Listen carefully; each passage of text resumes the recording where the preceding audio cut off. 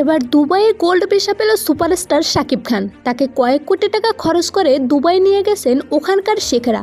আপনারা অনেকেই জানেন, দুবাই শেখেদের আমন্ত্রণে বলিউডের অনেক বড় বড় তারকারা তাদের পারিবারিক অনুষ্ঠানে অংশগ্রহণ করে থাকেন এবং এখন পর্যন্ত বড় তারকা সালমান খান, শাহরুখ খান শেখেদের আমন্ত্রণে তাদের অনুষ্ঠানে অংশ নিয়েছে। তবে সম্প্রতি সময়ে বাংলাদেশের সুপারস্টার শাকিব খানকে নিয়ে গেছে শেখেরা